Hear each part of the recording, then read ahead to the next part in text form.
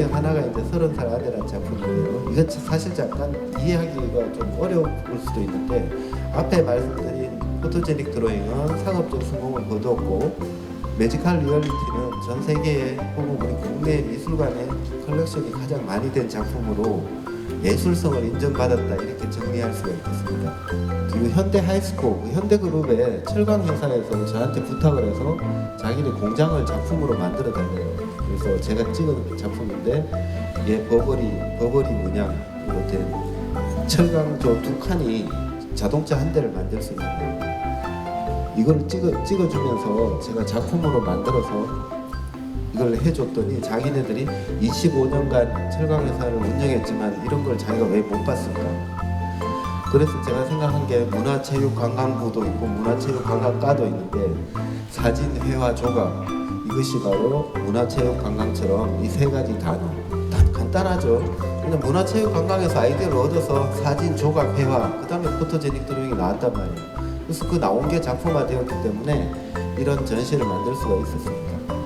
그 다음에 이 작품들은 나오자마자 제가 삼성 리움에 컬렉션을 했고요. 또 많은 대기업의 그 CEO들께서 이 작품을 컬렉션 해주면서 이 작품들이 알려지게 됐습니다. 그래서 여러분들이 바로 문화체육관광에서 사진, 회화, 조각을 만들듯이 우리는 이제 사진이 갖고 있는 기록성에서 좀 벗어날 필요가 있다, 이런 생각을 가지시면 좋고, 제가 이거는 1998년도에 찍은 서울에서 살아간다는 것이라는 작품. 절대로 하루아침에 작가가 나올 수 없기 때문에 작가들은 늘 이렇게 트레이닝을 해야 돼요. 우리가 아침에 운동하듯이 늘 카메라를 들고 다니면서 거리에서 혹은 자기가 관심 있는 것들을 찍으면서, 물론 이거 말고도 작품 시리즈가 많지만 오늘 강연의 어떤 시간 제한상 제가 이 정도로 강의의 어떤 작품 발표를 대신하겠습니다. 그러면 지금부터는 우리 패널님들 함께 하시는 구성수 작가님의 세계, 그리고 현대 사진에 대한 흐름, 현대 사진 흐름에 대해서 함께 토론하는 시간을 가져보도록 하겠습니다.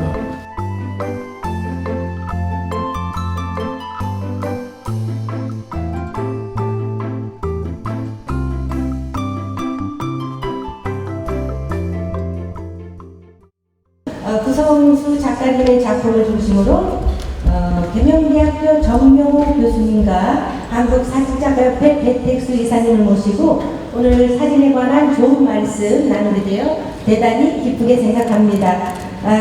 좀 전에 프리젠테이션을 해주신 구성수 작가님 다시 한번 감사드립니다. 네, 박수 한번 주세요. 네, 오늘 무덥고 또 습한 이런 날씨에도 이 자리를 가득 메우신 우리 작가님들께도 감사드리고요.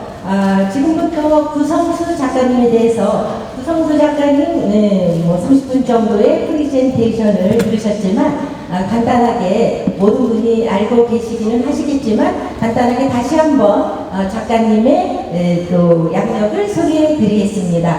자, 구성수 작가님은 홍익대학교 대학원 사진전공으로 박사과정을 수료하셨습니다. 1992년 아까 보셨지만 반야월 작품을 시작으로 유수의 국내외 갤러리와 미술관에서 개인전과 공전을 가지셨으며 미국의 폴 게티 뮤지엄, 샌프란시스코 현대미술관, 휴스턴 현대미술관, 산타바바라 뮤지엄, 국립현대미술관, 삼성미술관 리움 등 여러 유수의 미술관에 작품이 소장되기도 하셨습니다. 수상으로는 다음 작가상, 또 우리나라 최고의 상인 사진상인 이루사진상 등을 수상하셨고요. 아까 보셨던 특히 그 포토제닉 드로잉은 세계적인 출판사 독일의 하테켄치에서도 출판되었고요. 그 작품을 계기로 조각회화, 아까 말씀하신 대로 사진과 어우르는 작업을 보여줌으로써 사진의 본질에서 사진예술이 전체 예술로 나아가는 새로운 지평을 열으셨다는 평가를 받고 계십니다. 네, 대단히 훌륭한 작가님을 모시고 오늘 콘서트를 진행하게 되어 감사하게 생각합니다. 이상 간략하게 구성수 작가님 소개 말씀드렸는데요. 정명호 교수님 오늘 지금 간단한 프레젠테이션 듣고 그동안도 많이 구성수 작가님의 작품을 보셨죠? 예, 그러면 어떤 구성수 작가님에 대한 그 작업에 대한 느낌이나 또 질문 있으시면 해주시면 감사하겠습니다. 예, 감사합니다. 안녕하세요. 오늘 이렇게 여러분들 이 자리에서 만나서 상당히 반갑게 생각합니다. 그리고 이렇게 사진가 협회의 우리 작가 여러분들께서 이렇게 참 사진에 대한 큰 열정을 갖고서 작업하시고 또 연구하시고 하시는 그런 모습을 저는 대학에서 학생들을 가르치는 입장에서 너 사협의 그 작가님들을 좀 본받아라 하는 얘기들을 그 학생들한테 많이 하고 있습니다. 그래서 제가 봤을 때는 우리나라에서 어떠한 사진을 하는 그룹, 아니 어떤 세계적으로도 우리나라 같은 이런 사협의 여러분들 작가님들 같은 열성이나 이런 또 행사는 많지 않습니다. 그래서 여러분들 성의에 상당히 존경의 말씀 좀 드리고 싶습니다. 그리고 오늘 구성수 작가 작품을 저도 이렇게 일괄적으로 조금씩은 많이 제가 보고 알고 있습니다만 처음 봤는데 상당히 오늘 이 토크 콘서트에 이 구성수 작가의 작업을 볼 수 있게 된 것은 아주 사진을 하는 사람으로서 저도 마찬가지고 여러분들도 마찬가지고 아주 감사해야 될 또 좋은 작업을 봤다 이렇게 말씀드리고 싶습니다. 이 작가는 저와는 이제 우리 대학이 1999년도부터 시작을 했는데 사진학과가 그때부터 같이 학생들을 강의하고 또 많이 후학들 지도에도 이제 애를 써주셨습니다. 그리고 이제 작업을 그다음 열심히 했는데 잠깐 그 말씀을 드리면은 제가 생각하기에는 제가 그 작가보다 한 10여 년 선배가 됩니다만은 우리나라에서 열심히 작업하는 그리고 그 다양한 주제, 소재, 다양한 장르의 사진을 아우러서 또 심도 있고 깊이 있게 연구해 가면서 아까 사진과 조각과 회화의 융합 이런 얘기를 했는데 요즘 시대에 그 융합적인 21세기에 또 AI 시대에 맞는 그러한 작업을 하고 있는 탐구 정신 이런 걸로 봤을 때 제가 상당히 한국을 대표하는 정말 손꼽히는 작가라고 생각하고 그 변화와 대개 이제 사진을 하는 사람들이 자기의 스타일, 사람을 찍으면 사람만 또는 풍경을 찍으면 풍경만 평생 가는 경우가 많은데 이렇게 약 20, 30년을 작업을 해오면서 다양한 변화와 발전을 위해서 탐구하고 노력하는 또 문화적으로 또 이 대중과도 가깝게 다가갈 수 있는 그러한 의식까지 갖춘 그 점을 저는 후배 작가지만 존경스럽기까지 합니다. 자, 제 질문을 잠깐 하자면 작품 재밌게 봤는데 우리가 여러분들도 마찬가지겠지만 사진을 찍을 때 가장 어려운 게 주제를 뭘로 할 것이냐, 대상을 뭘로 할 것이냐, 소재를 어떻게 할 것이냐, 이 주제와 소재에 대한 고민이거든요. 근데 지금 구성수 작가는 초기에 와이프 또 반야월부터 해서 포토제닉 드로잉까지 다양한 소재들을 다루고 있는데 저도 여러분들도 궁금할 것 같아서 과연 구성수 작가는 주제나 소재를 선택할 때 또는 본인이 포토제닉하다고 느끼는 그런 거리들을 어떻게 찾는지 어떤 생각을 하고 있는지 좀 여쭤보겠습니다. 아까 제가 강의가 아니라 그 발표하면서 그 정명 교수님이 지금 방금 질문하신 것처럼 그 설명을 자세하게 못한 보충을 하는 의미에서 답변을 드리겠습니다. 사실은 그 주제라고 하는 게 결국은 우리가 이제 다 작가분들이시니까 우리끼리라 생각하고 좀 편하게 말씀드리면 그 주제, 소재 그걸 다 합쳐서 소재를 필사체라고 하죠. 근데 무엇을 찍을 것인가 이거는 뭐 주제가 되기도 하고 소재가 되기도 합니다. 결국은 주제라고 하는 거는 자기가 우는데 우는 이유를 말해야 되는 거죠. 제가 어린 애들이 막 울고 있는데 너 왜 우니 하면 그냥 이유 없이 막 울기만 하잖아요. 그럴 때 그 이유가 과연 진짜 없는 것일까? 그래서 주제라고 하는 건 내가 말하려고 하는 바야. 내가 우는 이유를 주제라고 하고 소재는 그게 꽃이 될 수도 있고 사과가 될 수도 있고 그 다음에 물병이 될 수도 있겠죠. 물병을 찍어서 내가 슬픔을 표현할 수도 있는 것이고, 물병에 이렇게 물이 이슬이 맺혀진 것처럼 해서 눈물을 표현할 수도 있는 것이고, 그래서 주제라고 하면서 결국 내가 찍는 이유가 되는 것이죠. 근데 보통 제가 어떤 작가분들이나 학생들하고 혹은 일반인들하고 얘기해보면 우는 이유를 몰라요. 즉 내가 원하는 걸 내가 모르는 이유. 마치 식당에 가서 뭘 먹을까 고민하는 것처럼 힘들어하잖아요. 그래서 제가 왜 이런 현상이 생길까? 우선 카메라부터 들면 뭘 찍어야 될지 몰라서 우왕좌왕한 경우도 있고, 저도 그렇습니다. 요즘에 카메라를 들고 나가 뭔가 찍긴 찍어야 되겠는데 내가 뭘 찍어야 될지를 모르는.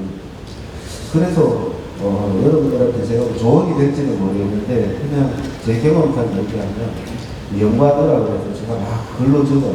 오늘 날씨가 흐린 거하고 비슷한 거 비하고 또 플러스 우산, 그 다음에 뛰어가는 사람은 비 때문에 뛰어가죠. 머리에 뭐 핸드백을 들고 가는 사람 이렇게 적어요. 이렇게 적은 다음에 들고 나가면 그게 보이더라고요. 그래서 비가 오는데 양복을 벗어서 머리에 쓰고 가는 사람이 그냥 지나갈 뻔했는데 제가 아까 적었기 때문에 그 사람은 비하고 연관되고 내 주제의 슬픔과 혹은 뭐 우울함도 될 수 있을 것입니다. 그래서 이제 제가 사진 찍는 방법을 이제 그렇다는 말씀이고, 그래서 그 주제와 소재를 정할 때 교수님이 아까 여쭤보신 거는 어떻게 정하나 그런 얘기인데, 제가 이제 그 대학교 졸업할 때 공책에다 적었어요. 5년 단위로 2010년에까지는 개인전을 몇 번 하고 뭘로 하고 책은 언제 내고 그 다음에 또 미국의 컬렉션을 언제 하고 유럽에는 또 언제 가서 전시하고 이걸 계획표를 한 30년치를 짜놨거든요. 짜놓고 이제 한 번씩 들여다봐요. 몇 달에 한 번씩. 그리고 계획표를 보면서 이쯤에 이걸 하려면 지금 이걸 해놔야 돼. 이걸 30년에 이걸 하려면 지금 뭔가를 해야 돼. 그 시간적으로 이렇게 계획표를 다 적어놨기 때문에 지금 이제 한 30년 지나서 이렇게 보니까 한 70% 정도는 계획대로 한 것 같아요. 앞으로 남은 기간도 제 계획대로 이렇게 작업을 할 건데, 그 중에 하나가 바로 포토제닉 드로잉이었어요. 왜냐하면 그때가 제가 작가 활동을 한 지 한 20년 정도 될 때 친구들은 뭐 집도 몇 채씩 사고 뭐 자동차도 좋은 거 타고 다니고 하는데 저는 작가였던 제가 힘들었었거든요. 그래서 그 친구들처럼 회사원처럼 어떻게 작가가 살 수 없었다. 그냥 직장인의 심정으로 나도 매일 출근하고 싶은데 전업 작가니까 출근할 데가 없잖아요. 일단 매달 돈을 벌고 싶은데 그것도 안 됐어요. 그래서 제가 그 공책에 적어놨던 A4 석장을 꺼내서 적어서 갤러리 이상민 관장이라는 갤러리스트한테 보냈어요. 잘 나가는 갤러리스트한테.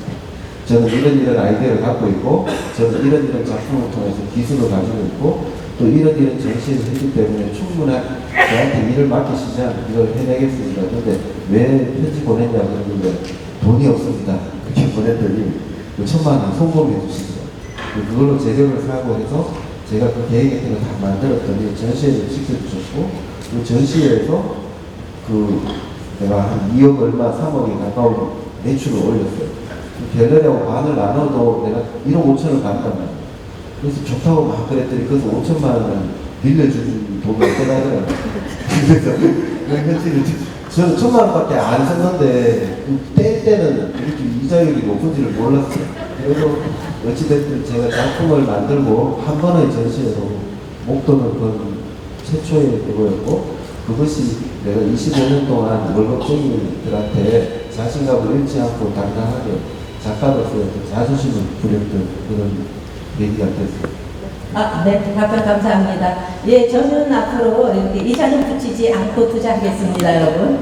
자, 지금 우성수 작가님께서 소재나 주제를 어떻게 선택하느냐 이렇게 좀 답변을 간단히 말씀해 주셨는데요. 지금 현대 사진에 있어서는 무엇을 어떻게 찍느냐보다 아까 말씀하신 주제, 왜 찍느냐가 중요한 그런 시점, 동시대 미술에서는 그것을 강조하는 시기인 것 같습니다. 그래서 제가 생각하기에는 우리 구성수 작가님의 말씀대로 여러분들이 무조건 카메라를 대기 전에 한 번씩 어떻게 찍을 것인가 뭐 이런 메커니즘적인 구성도 좋지만 여기에 어떤 것들을 실을 것인가, 왜 나는 이것을 찍는가, 왜 이 풍경을 찍는가 하는 점을 한 번 더 생각하고, 만약에 생각해서 끝나지 않고 아까 작가님처럼 작가노트라든가 아니면은 메모장이라도 적어서 본인이 이야기하고자 하는, 똑같은 풍경 사진을 찍어도 남들과 다른 이야기를 나는 여기서 하고 싶다. 자, 그런 예도 많이 있지만 나중에 말씀드리겠습니다.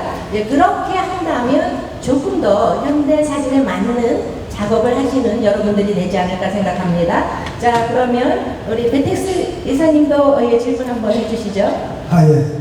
우선 그 많은 회원님들한테 제가 일일이 인사를 드려야 되는데 이렇게 앉아서 인사드리는 게 죄송하게 생각합니다. 그리고 우리 정 교수님 좋은 말씀 많이 해주셨고요. 작가님들, 저 부작가님 그 작품 아주 그냥 일목요연하게 잘 봤습니다. 근데 어쨌든 우리 부작가님 작품들 중에서 컬렉션 됐든지 아니면 외국이나 한국에서 그 화제가 됐던 작품들 외에 작가님이 따로 이렇게 숨겨놓은 거, 아끼는 작품이 있는지 그런 거 있으면 한번 좀 말씀해 주십시오. 저는 아까 말씀드렸지만 제가 그 전업 작가의 길로 결심을 하는 대학문을 왔을 때부터 사실 매일 사진을 찍습니다. 물론 뭐 요즘은 핸드폰이 있어서 누구나 찍지만 그 당시에는 뭐 핸드폰 카메라라는 게 없기 때문에 작지만 늘 들고 다녀야 되는 불편함이 지금은 마치 뭐 모자 쓰고 다니는 것처럼 익숙해져서 항상 카메라를 들고 다녀요. 왜냐하면 뭔가 생각나고 뭔가 찍어야 될 때 카메라가 없어서 못 찍잖아요. 마치 펜 같은 거. 그래서 그 책을 보다 보니까 올림푸스 펜이라는 뭐 그런 카메라가 일본제 카메라인데 매일 들고 다니면서 찍으라 해서 이 뒤에 펜이라는 글씨가 붙어 있는 거예요. 올림푸스 펜이 펜처럼 쓰라고 펜이에요. 그래서 그게 너무 재밌어서 그 카메라를 사서 지금도 30년 가까이 쓰고 있는데 그거를 지금도 저는 필름 카메라를 쓰거든요. 디지털 카메라를 쓰지 않고 그 두세 돌이 모이고 맨날 현상하고. 그래서 왜 뭐 제가 카메라가 없어서가 아니라 카메라는 뭐 라이카부터 뭐 20번짜리 갖고 있지만 제일 많이 쓰는 건 필름 카메라예요. 왜 그렇게 하느냐 하면 제가 이제 그런 작업을 아까 말리에 말씀드린 그 기초 체력을 기초 체력을 다지기 위해서 과거에 하던 방식대로 그대로 매일 하고 있습니다. 그 사진이 모여서 아까 선생님 말씀하신 대로 새로운 시리즈들이 계속 만들어집니다. 아까 슬픔에서 비를 찍고 비에서 우산을 찍고 뛰어가는 사람을 찍듯이 그렇게 하다 보면 주제가 저절로 막 생겨난다는 거죠. 그게 하루아침에 그걸 다 찍으려고 하지 말고 우리가 뭐든지 청소할 때 이렇게 청소기로 빨아들여가지고 나중에 열어보면 볼펜도 나오고 동전도 나오고 머리카락도 나오고 강아지 털도 나오잖아요. 거기서 자기가 관심 있는 부분을 또 분류하고 그걸로 또 시리즈를 만들면 그게 작품이 되더라고요. 그래서 그거는 나중에 우리 선생님께서 불러주시면 제가 그 빅카트라든지 비하인드 스토리에 해당하는 작품을 한번 보여드릴 기회가 있을 것 같습니다. 작가님이 지금 가장 그래도 좋아하는 작품은 우리에게 알려진 작품 중에서도 좋고 아니면 또 발표하지 않은 작품 중에서도 특별히 촬영하느라 힘들어서 마음에 들던 아니면 정말 많은 사랑을 받아서 마음에 들던 왜 저희가 많은 시리즈, 많은 사진을 찍더라도 와, 이 사진은 나한테 정말 중요한 사진이야 이런 사진이 있지 않습니까? 그런 점을 여쭤보신 것 같은데 그런 사진이 혹시 꼭 집어 말씀해 주실 수 있는지요? 제 사진 중에서? 네네네. 저는 제 사진들 오늘 보여드린 것들은 이제 제 그 사진을 쭉 해오는 동안 주요 유효한 터닝 포인트가 되는 시점의 작품들이고요. 그 사이에서 이제 이렇게 오늘 안 보여드린 작품들이 많아요. 아까 그 폐교 시리즈도 과거잖아요. 네. 과거를 사진 찍는데 네, 실제는 네. 과거 시간이라는 게 과거, 현재, 미래로 구성되어 있는데 제가 과거, 현재, 미래는 아직 못 찍었어요. 과거, 현재는 늘 찍고 있는 게 현재고, 과거는 저거 폐교를 통해서 이미 한번 발표한 적이 있어요. 그래서 우리가 시간을 찍는다 그러면 현재, 과거, 현재, 미래를 찍으면 과거로 박물관이나 그런 데 가야 찍을 수 있을 것이고, 과거를 어디서 찍을 수 있을까. 이런 모든 것들이 문제의식이거든요. 문제의식이 없으면 그것은 독창적인 사진이라고 말할 수 없어요. 한 개밖에 없고 나만이 갖고 있어야 되는데 여러 사람들이 다 가지고 있는 사진, 이걸 내가 가지고 있다고 해서 내 작품이라고 하기에는 자기의 존재감이 없어지는 것이죠. 네, 우리 작가님은 모든 작품에 다 애정이 많으신 것 같습니다. 자, 작가님께서 말씀하셨듯이 저희 사진은 이미 우리 주변에 일상의 매체로 들어와 있고요. 전업 작가로 내가 나갈 것인가 아니면은 취미 사진을 할 것인가, 여기 보이신 우리 작가님들께서는 이미 전업 작가님들이시고요. 그래서 어떤 포지션이냐에 따라서 아까 펜 카메라를 항상 일상적으로 들고 찍는 그런 모습을 보이듯이, 만약에 전업 작가라면 뭐 앉으나 서나 아니면 어디 가서나 내가 어떤 작품을 할 것인가 항상 생각을 해야 그게 작가고 전업 작가라는 생각이 듭니다. 그래서 우리 구성수 작가님께서 지금까지 정말 성실함으로 작품을 해오신 모든 작품이 다 애정이 간다고 말씀하신 걸로 생각하고요. 자, 우리 정명호 교수님, 네, 또다시 한번 질문해 주실까요? 네.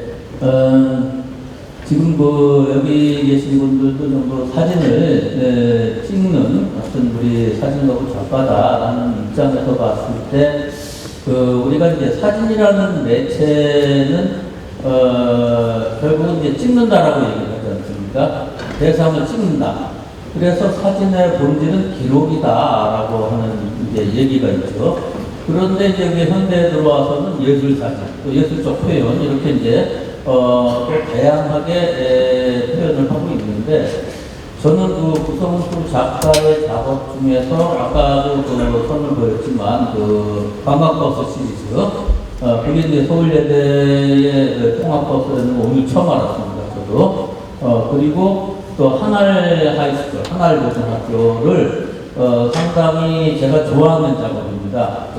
매지컬 리얼리티하고 이제 한알 고등학교.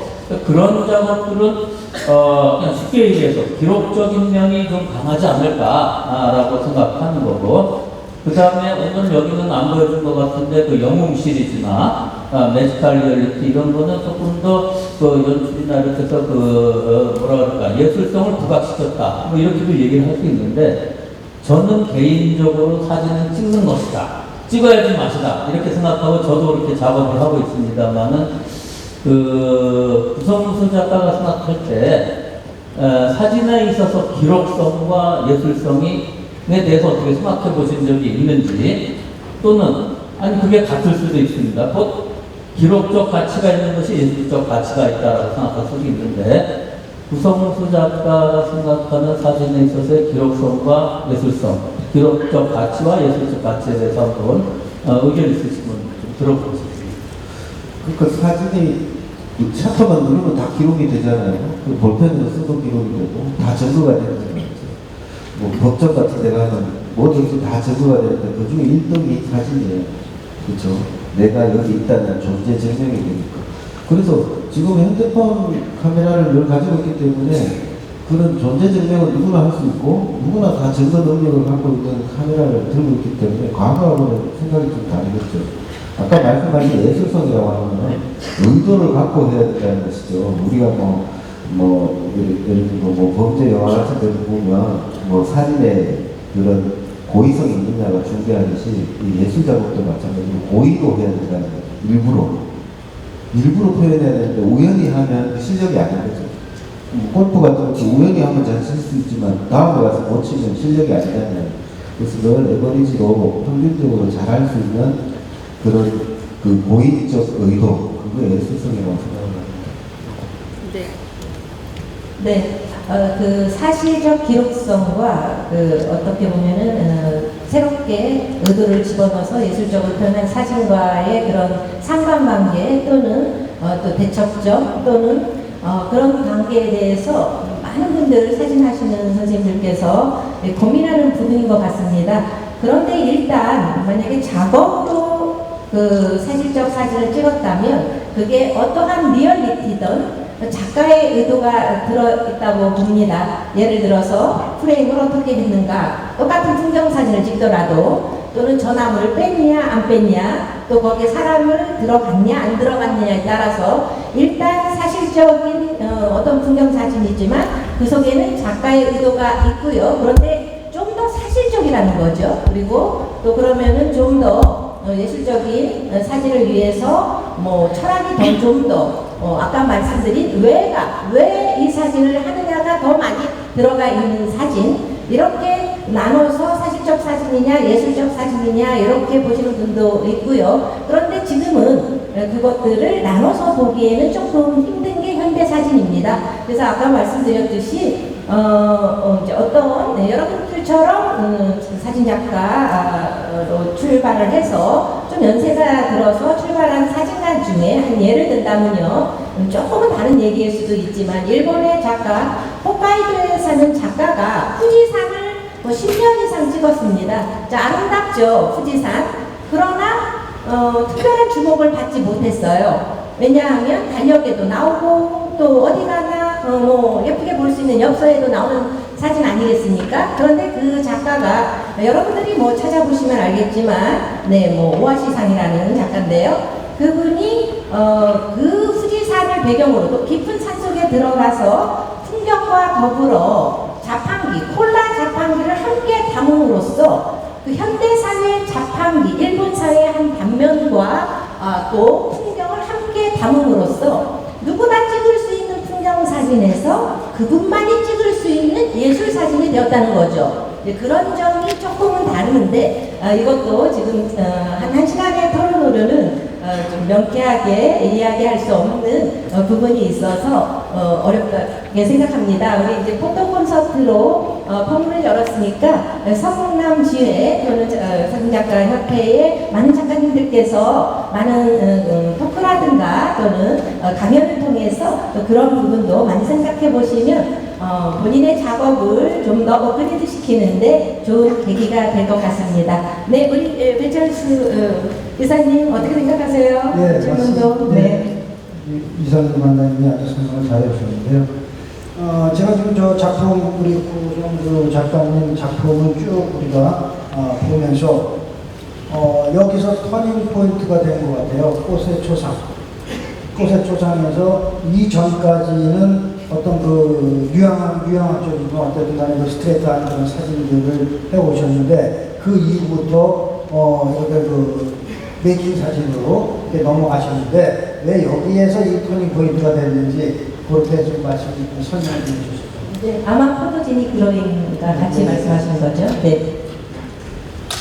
아까 정 교수님이 그 사진을 찍는 사진을 선호한다 지금도 그런 얘기 하셨고, 또 제 작품들이 흑백 사진에서부터 출발해서 최전작에서 이런 좀 모습이 다른 외관을 갖고 있는 데 대한 질문인 것 같습니다.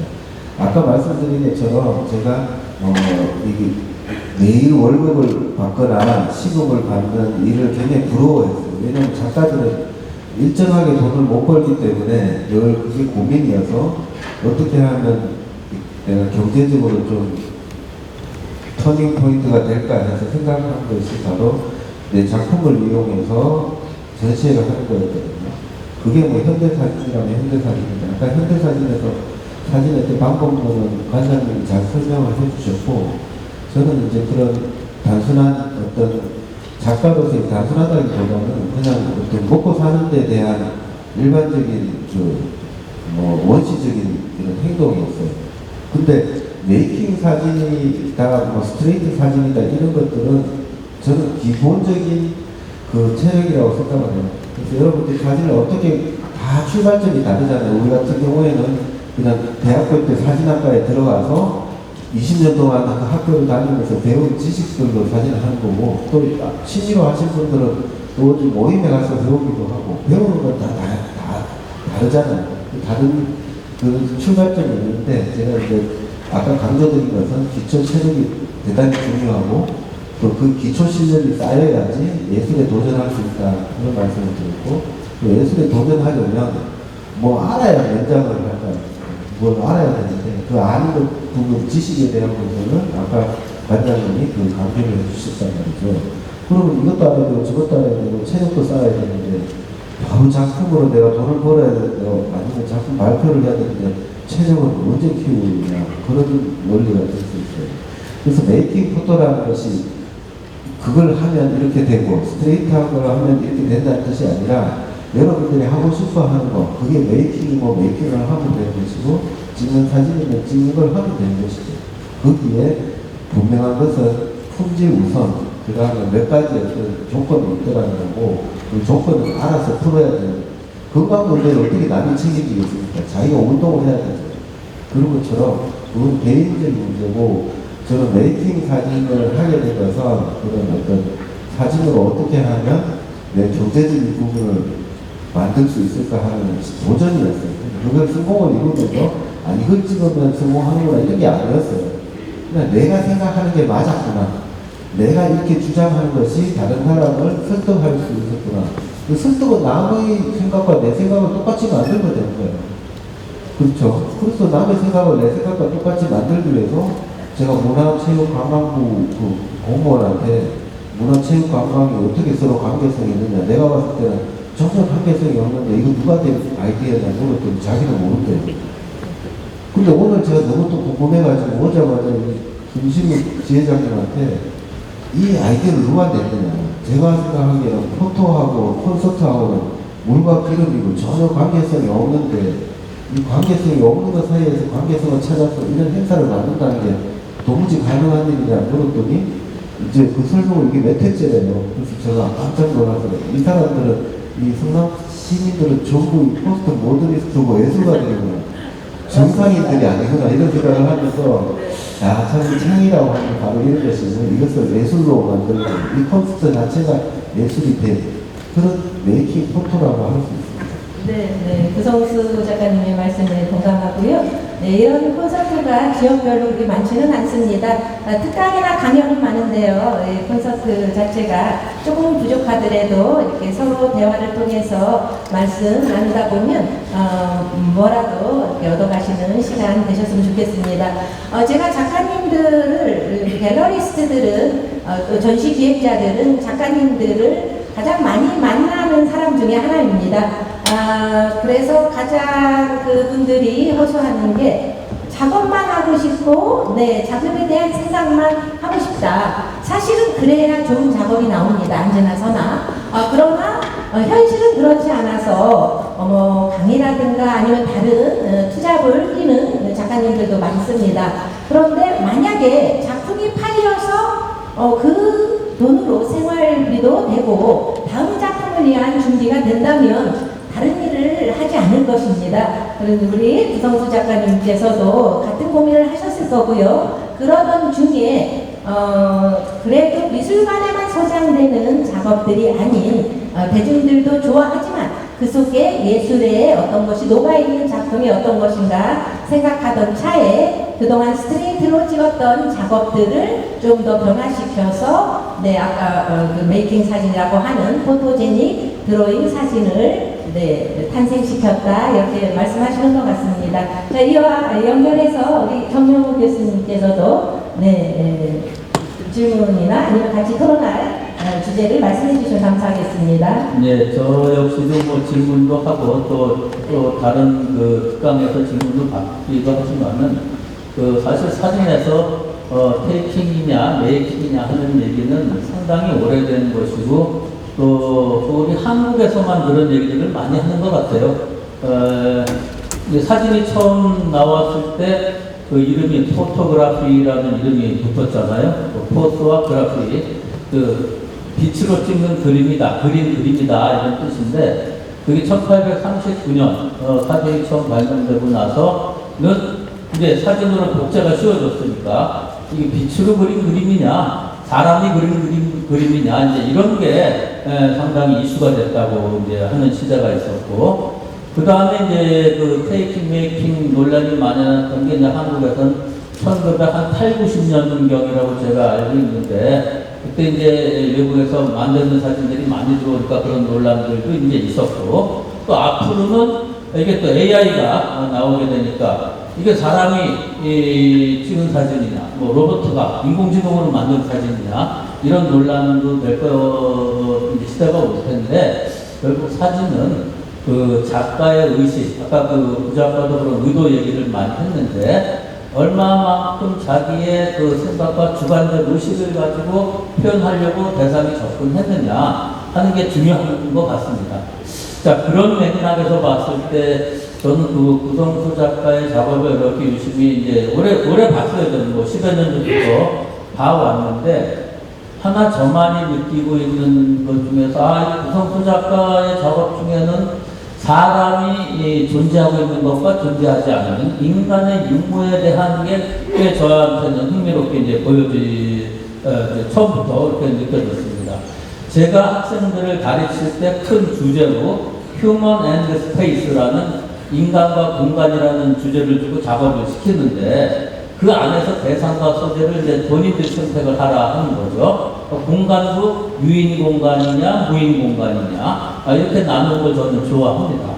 이제 그 작가의 작업을 보면 아까 얘기했던 영웅 시리즈나 와이프를 찍을 때나 이렇게 인간을 위주로 또 인간을 하나의 형식적으로 작업하는 경우가 있고, 인간이 철저하게 배제되는 경우도 있는데, 그래서 제가 구성수 작가를 만나면은 그 인간에 대해서 또 자기 사진에 있어서 인간의 존재 유무에 대해서는 어떻게 생각하는 것이며, 소재로서의 인간에 대한 뭐 이런 것도 좋고, 그럼 편하게 한번 그 작가의 그 인간에 대한 그 소재로서의 인간에 대한 의식을 한번 들어봤으면 좋겠습니다.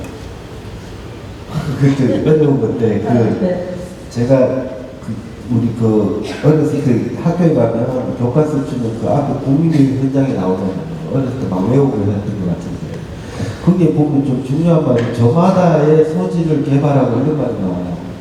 그럼 도대체 저마다의 소질이 뭘까? 그래서 제가 이제 교수님 계시지만 교수들이라고 하는 분들이 학생들을 가르칠 때 국가에서 이런 점을 중요하게 생각하고 가르쳐라. 그래서 교육 문제예요. 근데 선생님들은 그런 거 안 보는 것 같아요. 그래서 학생들의 저마다의 소질을 면밀히 갖다가 얘가 뭘 잘하는지를 잘 파악을 해서 잘 가르쳐라, 그런 뜻인 것 같은데, 저도 이제 가르쳐 본 적도 있고 그래서 학생들의 가르치다 보면 소질이 있어요. 저마다의 소질이 있더라고요. 잘하는 것, 거짓말 잘하는 애도 있고, 또 싸움 잘하는 애도 있고, 뭐 먹는 거 잘 먹는 애도 있고.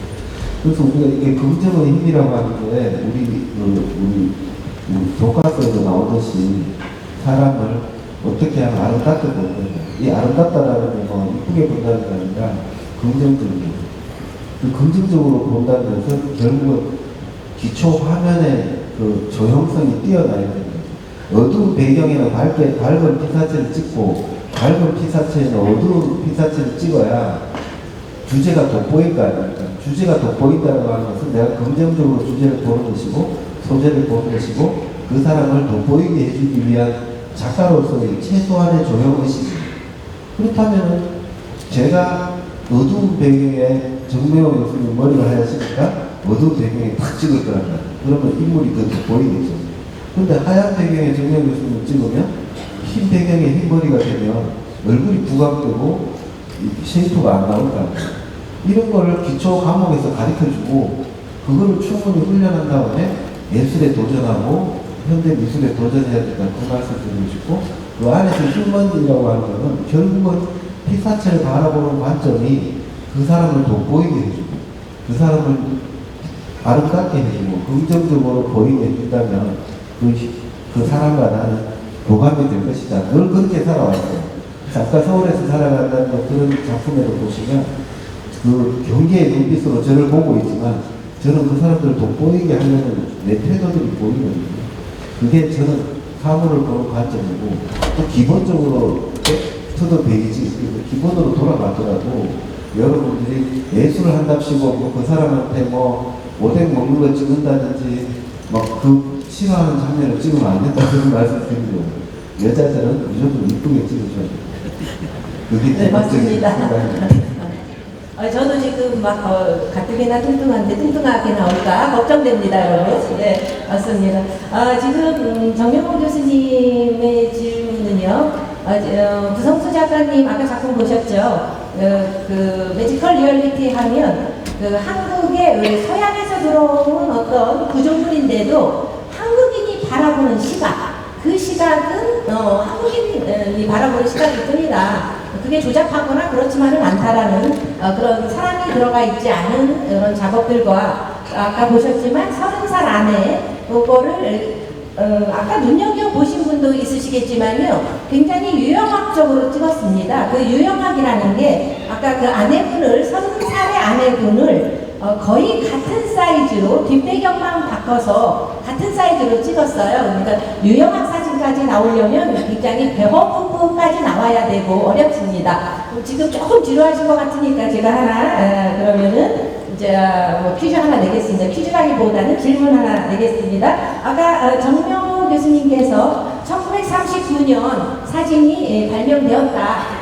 엄밀히 말하면 뭐 발견일 수도 있고요, 발명일 수도 있는데 특허를 받게 된 거죠. 그렇다면 최초의 지금 질문과는 관계없고요. 조금 지루하시니까 최초의 사진은 어떤 사진으로 보고 있는지 아실 분 손 들으면 제가 개인적으로 스타벅스 커피권이라도 드리겠습니다. 혹시 성남지부 또는 사진작가협회의 작가님들은 최초의 사진을 무엇을 보는지 아시는 분 있으신가요?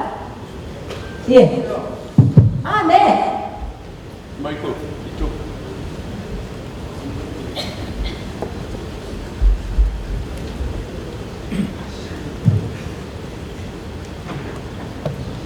저 여주지구 홍천이라고 합니다. 네, 여주주이네요. 네.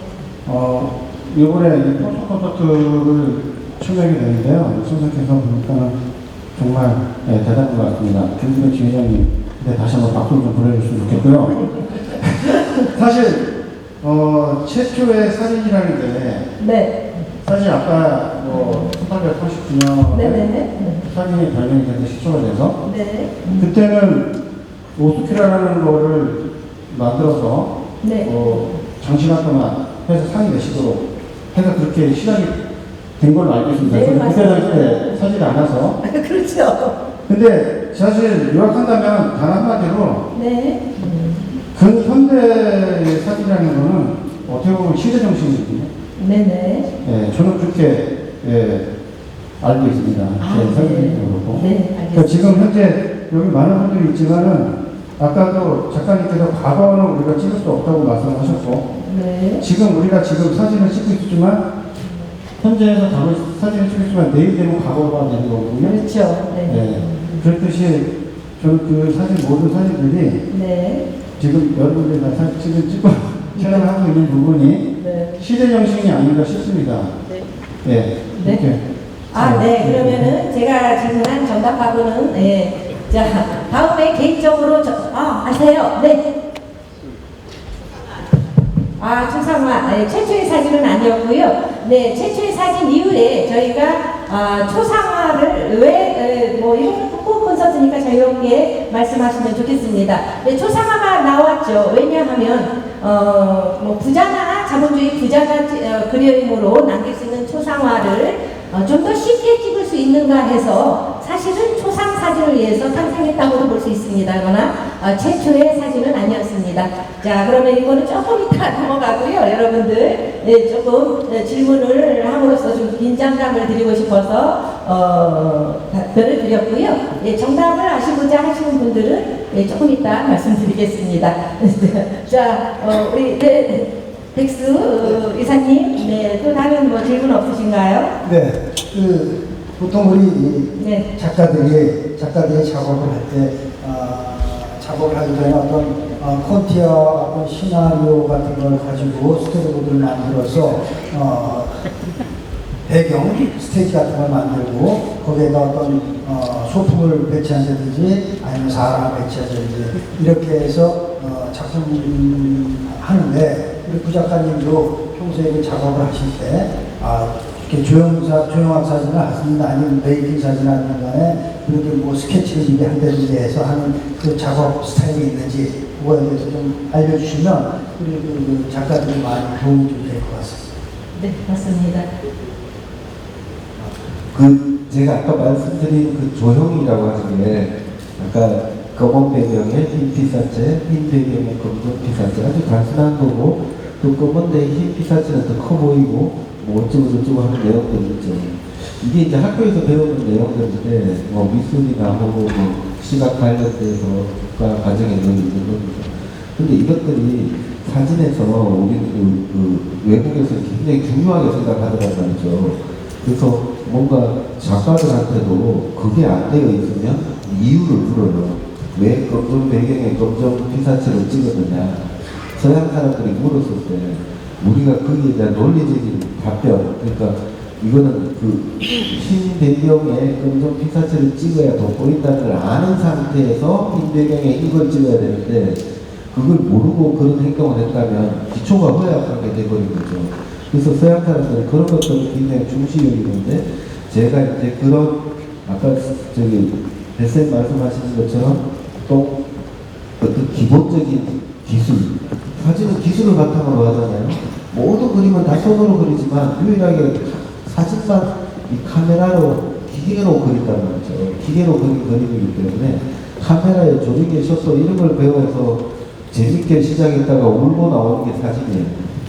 그만큼 사진이라고 하는 것은 기계적인 이미지로 도전하기 때문에 거기에 앞서서 여러분들이 서점에 가시면 아주 이렇게 얇은 책 중에서 기초 조형을 가르쳐주는 책들이 있어요. 그런 것들로 체력을 쌓으시고 또 그것이 시각에서 나는 반드시 그 적용이 되어야 된다고 생각해요. 그래서 저는 지금도 사진 찍을 때 무조건 찍고 보자는 게 아니라 저 메시에 어떤 광선이 들어왔을 때 저 인물이 가장 아름답게 보이는지, 저 꽃이 아름답게 보이는지 그 메모만 합니다. 메모만 해놨다가 그 시간 되면 카메라 들고 가는 거예요. 그게 나의 촬영법이지. 되지도 않는 땡볕에 가서 아무리 이쁜 여자를 데리고 와서 찍어도 눈이 움푹 파이고 코 밑에 차기 채플린처럼 그림자가 생기죠. 근데 그거는 내가 할 수 있는 게 아니에요. 내가 보는 조형의 눈만이 그걸 피할 수 있거든요. 그래서 흐린 날을 찍는다든지 아니면 그늘로 들어간다든지 이런 자기만의 스튜디오를 만들어야 돼요. 그리고 성남시청 안에서 4시에 햇빛이 가려지면서 밝은 그림자를 만들고 배경을 어둡고 이런 데를 하나 찾아보면 그것이 바로 자기만의 스튜디오가 된 것입니다. 그래서 그런 걸 찾는 과정들, 그게 촬영의 어떤 그런 거이고 그런 것들을 통해서 저는 아까 선생님 말씀하신 것처럼 저만의 노트에 기록되어 있는 촬영지들이 만들어지는 것이죠. 지금 여러분들하고는 약간 거리감이 있는 아마 얘기인 것 같은데 아주 작게 내니까 그런 식으로 해서 30살 아래가 다 탄생의 배경, 그 배경들이 만들어지고 그래서 그런 거 좀 참고하셔가지고 오늘 제가 너무 기초를 강조했지만 그 기초가 아니라 그게 안 되면 제 이론상으로는 기술적으로 완성된 사진이 아니거든요. 그래서 절대로 하얀색은 하얗게 디테일이 없는 하얀색이 되면 안 되고 검정도 디테일이 있는 검정이 돼야 되고 그 다음에 사람을 찍었을 때 눈빛은 초롱초롱해야 되고 이뻐야 되고 그렇게 하려면 땡볕에서 그게 가능하겠어요? 불가능하죠. 그래서 저는 그런 어떤 우리가 기초를 좀 더 작가님마다 고민을 하신다면 여러분들 작품들이 훨씬 돋보이게 되고 저도 그게 기준을 가지고 있기 때문에 기술의 어떤 중요성을 강조드립니다. 네. 구성수 작가님처럼 디테일이 이렇게 완벽하신 분은 작가님들 중에 드물거든요. 해외로 나갈 때 또 유명 그 미술관에 저희가 작품을 반입할 때 작품의 퀄리티 또 프레임까지도 또 어떤 쪽을 사용했냐 이런 것들도 사실은 전업 작가가 된다면 신경을 써야 될 분이 굉장히 많습니다. 그런 부분에서 가장 완벽한 작가님이시고요. 그리고 작가님도 지금 말씀하셨듯이 스토리보드식으로 어떤 만약에 여러분들이 출사를 나가시더라도 이번에 어디를 출사를 나가는데 어느 커트로 어떤 식으로 찍을 것이다라는 어떤 잡기장 황규태 작가님이라고 요즘 가장 핫한 작가님이시죠. 그 연세에도 불구하시고요. 그런데 그분은 항상 그분이 메이킹 사진을 하기 위해서 아니면은 스트레이트 사진을 하시더라도 그 잡기쟁이라고 표현하는 그 노트를 꼭 쓰고 거기에 따라서 작업을 하십니다. 특히 메이킹 사진을 하시는 분들은 더더욱 그렇고요. 메이킹 사진을 하시는 작가님, 전문으로 하시는 작가님이 우리나라에는 그렇게 많지 않은데, 또 제가 알고 있는 뭐 사파 작가 같은 경우도요, 그 한 작품을 방으로 찍고 나갈 때 거기에 따른 명확한 어떤 지침서 같은 노트를 꼭 해서 나갈 때 좀 더 효과적이고 본인이 의도한 주제하고도 맞는 촬영을 할 수 있지 않을까 생각합니다. 시간이 뭐 좀 충분하니까 우선 그럼 잠깐 아까 말씀드린 대로 그 최초의 사진은 물론 좀 틀릴 수는 있겠지만 많은 책에서 그 창밖으로 본 그 풍경 사진, 프랑스의 사진이었는데요. 그 니엡스에 의해서 촬영된 그라의 창밖 풍경이라는 사진입니다. 제가 여기 속에는 사진이 있지만 최초의 사진으로 8시간을 노출해서 찍은 사진이 최초의 사진이었고요. 한번 찾아보시면 재미있을 것 같습니다. 벌써 그때도 흉가도 나와 있지만 흐리죠. 8시간을 노출했다고 하더라도. 자, 그 이유로 아까 말씀하신 대로 초상 사진이 붐을 이뤘고요. 그래서 조금 돈이 없어도 가족 사진이나 또는 부모님 사진을 남기고 싶은 그런 사람들이 사진을 갖게 되었죠, 사실은. 그래서 그 사진을 찍었던 탈벗이라든가 이런 분들은 또 막대한 부를 축적하기도 했습니다. 옛날에는 화가를 불러서 이렇게 촬영했던 그런 그렸던 그림 초상에서 아까 잘 말씀해 주셨고요. 초창기의 사진은 전부 초상 사진이었죠. 그러다가 초상 사진 또 미술이 하던 그런 일상의 어떤 풍경들을 찍다 보니까 우리 사진도 좀 예술적이어야 되지 않냐 해서 지금도 여전히 마찬가지지만 회화주의 사진이 많이 나오기 시작했죠. 그 한 방편으로 건프린트, 여기 건프린트 하시는 분들이 있죠. 굉장히 오래된 기법입니다. 뭐 건프린트라든가 또는 여러분들이 아마 보셨을 텐데요. 또 여러 장의 사진을 합성에 인화한 그런 사진들이라든가 합성인화라든가 그런 사진들이 나오게 되고요. 그 다음에 이제 미국에서도 여러 가지 그거에 반발해서 신중물주의라든가 아까 시대정신 말씀해 주셨는데요. 저는 그렇습니다. 다 이거는 주관적인 거기 때문에 또 공부하신 분마다 또 선생님마다 틀리지만 시대정신을 반영한 것이 예술일 수 있고요. 또 시대정신이라는 게 예를 들어 중물주의 사진 같은 경우 웨스턴 사진들을 보면요. 피망이라든가 여러 가지 양배추 사진들 보면 굉장히 예술적으로 보입니다. 물론 그 시대의 피망, 그 시대의 양배추를 표현할 수도 있지만 그런 어떤 물건, 오브제를 통해서도 구본창 선생님처럼 예술을 표현할 수도 있습니다. 그렇게 건너온 여러 사진들이 뭐 신지형학 사진이라든가 지금 말씀을 드리는 이유는 그 독일의 베허 사진, 유형학 사진의 대표이신 베허 부부의 사진들, 그건 아마 여러분들이 한번 찾아보시면 아시겠지만 여러분들도 풍경을 찍고 건물을 찍기 때문에 많은 도움이 되실 겁니다. 같은 유형을 아까 우리 구성수 작가님의 작품에도 연관성이 있는 같은 유형의 작업들을 쭉 같은 크기로 찍어 놓았지만 거기에는 같으나 다른 그런 의미가 숨어 있거든요. 그래서 그런 유형학 사진들, 그런 사진의 영향을 우리나라 사진가들은 안 받았다고 볼 수 없습니다. 모두 다른 사진가들, 서구의 사진가 영향을 받았습니다. 어떤 분이 우스갯소리로 나는 사진책 안 봐요. 저한테 그러시더라고요. 왜냐하면 따라할까 봐요.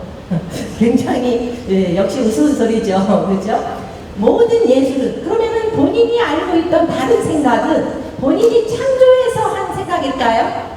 그동안 자기가 알게 모르게 습득해서 한 생각입니다. 그게 독창적일 수만은 없어요. 그렇다면 많은 사진과 또 우리 구성수 작가님 그 메이킹 사진이 만약에 좋으시다면 한 점 사서 연구를 하셔서 거기서 좀 더 비틀고 변화하고 좀 더 발전시키는 게 예술이지 나는 아무것도 안 보고 나의 생각만으로 만들어내겠다 이런 것들은 뭐 진정한 예술이라 글쎄요 이제 제 생각은 그렇습니다. 그래서 유형학 사진에 그런 영향을 많이 받은 작가님들이 지금도 많이 있으시고요. 그 중에 30살 안에 그 유형학 사진을 아까 말씀하셨는데 조금 질문 개수보다 시간이 좀 많아서 그 유형학 사진을 조금 영향을 받으시는 건지요? 그 시대에?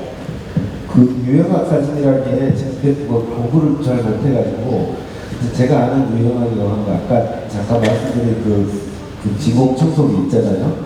그걸로 막 청소를 집에 하면 열어보면 단추가 3개, 50원짜리 3개, 만약에 뭐 볼펜 3개, 길쭉한 것도 들어가니까 거기다가 뭐 있으면 그걸 이제 다 끄집어내가지고 볼펜은 볼펜끼리 놓고 50원짜리가 50원짜리끼리 놓고 단추는 단추끼리 놓으면 이게 유형학이에요. 같은 것끼리 모으는 거. 그래서 그 같은 것끼리 모아서 사진을 찍으면 그게 하나의 어떤 그 역사가 되는 거죠. 그 서양에서는 그렇게 해서 키가 160에 얼마가 되는 사람은 S 사이즈, M 사이즈 이렇게 유형학적으로 만든다고 해서 그걸 이제 타입이라는 타이팔로지라고 영어로 말하는 타이팔로지인데 그거를 유형학이라고 좀 배웠는데 그래서 그런 방식으로 사진을 찍으면 소재가 되게 많아져요. 뭐 같은 것만 모아서 다 찍으면 되니까. 여러분들이 꽃만 찍지 말고 과일 시집을 쫙 찍는다든지 아니면 뭐 과일에는 바나나도 있고 뭐 많잖아요. 그런 것만 찍는다든지 아니면 뭐 남자만 찍는다든지 또 뭐 여러 가지 소재들이 발생하죠. 그런 것들이 이제 서양에서는 발전해서 그것이 근대를 이루고 그것이 모더니즘의 근원이 되는데 미국에서는 그걸 반대했단 말이에요. 왜냐? 그걸 못 따라가겠죠. 그걸 하는데 몇백 년 걸렸기 때문에 미국 애들은 에이 몰라 해가지고 막 흐트려 놓고 이게 포스트 모던이야. 우리는 허리끈도 안 잘라서 길게 매고 모자도 절대 안 꼽으려 바닥에 펴서 다니고 왜? 상표 붙여가지고 다시 바꿔야 돼. 그 미국 사람들이 살고는 그게 이제 예술을 잘못 받아들이면서 예술은 과학과 이 문학이 녹여들어서 만든 율동에 저항하기 시작한 거예요. 저는 개인적으로 그렇게 생각을 하는데 그 과정에서 제가 그 공부하면서 미국에서는 와이프, 아내, 그 다음에 뭐 페미니즘 이런 것들이 용어들이 등장할 때 제 마누라를 소재로 썼을 뿐이에요. 그 다음 외모는 독일의 그런 과학, 파인프린트, 흑백 사진, 감성 없는 사진, 드라이한 사진 이거 2개를 믹스되고 갈면 메이드 인 코리아가 될 것이다. 그래서 30살 아니라는 새로운 포츄리티를 만들었고요. 그 다음에 아까 말씀드린 그 매지컬 리얼리티도 내가 본 관광버스 너무 아름다워요. 아름다운데 이게 우리 한국 사람 스스로 미국 좀 여행한 사람들은 갔다 와서 하여 자유의 신상 어떻게 이제 여관에 오느냐 좀 헐리게 우리가 가오가 있지 이렇게 생각한 거예요. 근데 그거는 뭐 그게 자유지 않아요? 또 번호 관점에 따라. 그래서 저는 그걸 아름답게 표현하겠다. 그 아름다움을 어떻게 표현한다면 기술적인 완성도로 아주 노출이 정확하고 큰 카메라 그거 다 8x10 카메라거든요. 뭐 제가 20에 24 카메라도 있어요. 필름 한 장에 20x24예요. 수십만 원 하는 그런 필름도 써서 찍을 때 찍고 최근에는 펜이라고 해서 하프 사이즈 반 톤만 나오는 그런 카메라를 찍고 그래서 아까 유형학이라고 말씀하셨는데 그 유형학이라는 게 결국 같은 거 찍은 거 아니에요. 같은 걸 찍어서 같은 거 사이에서 새로운 걸 찾아내는 건데 이게 유럽에서 발전한 어떤 모더니즘의 근간이 됐다는 거죠. 근데 이거를 저는 어떻게 받아들였어요? 저만의 비빔밥으로 받아들였듯이 여러분들이 어떤 작품을 만들 때 뭘 알긴 알아야 될 것 같아요. 그래서 우리 관장님 같은 게 필요하고 모르는 사람한테 죄가 없잖아요. 모르고 한 건데. 내가 주소등록 잃어버린 게 죄는 안 된다는 거죠. 그 주소서 쓴 사람이 죄가 된 것처럼 모르는 사람은 죄가 안 돼요. 알면서 못하는 것이 오히려 문제가 됐다. 그래서 유형학 하니까 되게 어려운 것 같지만 제가 아까 지공 청소기에서 나온 것들을 같은 걸로 모으면 그게 유형학이듯이 같은 것들을 통해서 새로운 걸 찾아내고 아까 말씀드린 이 포토 콘서트는 포토하고 콘서트는 단추하고 볼펜이에요. 전혀 관계가 없는 건 이거 2개를 묶어가지고 새로운 걸 만들어서 이게 예술이라는 거죠. 제가 말씀드립니다. 네, 다양한 소재들을 한번 연구해 보시기 바랍니다. 정명호 교수님, 사진 전반에 대해서 우리 작가님들께 혹시 들려줄 말씀이라든가 있으시면 말씀해 주시면 좋겠습니다. 말씀드릴 기회가 이거 한 번에 또 있습니까? 네, 두 번 하셔도 됩니다. 네, 두 번 하셔도 됩니다. 예, 아까 좀 저희 정리를 하셨냐면요. 1839년은 정확히 사진 발명에 해그 왕립학회에서 발표를 했지만은 당시에는 이제 사진술의 완성이라고 생각하시면 됩니다. 즉 그 이전에 카메라 옵티크라가 있었고 또 그 렌즈가 있었고 또 화상을 이 정착시키는 정착 기술이 발명된 완성된 이런 기술을 종합해서 인정을 받은 사진술의 완성의 해 이렇게 보시면 되고요. 그리고 지금 그 유형이라는 얘기가 많이 나와서 제가 아는 범위 내에서 정확한 말씀 좀 드리자면은 유형에는 두 가지 종류가 있거든요.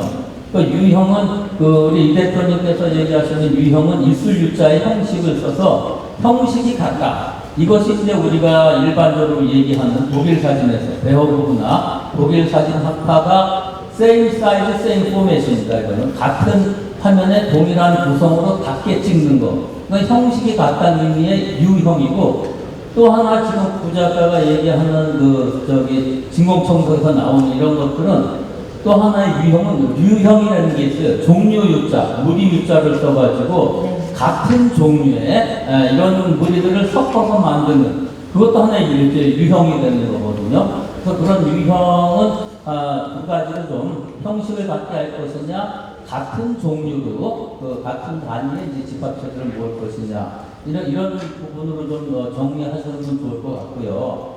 제가 잠깐 그 말씀을 드리자면 저한테도 제가 학교에서 학생들을 가르치다 보니까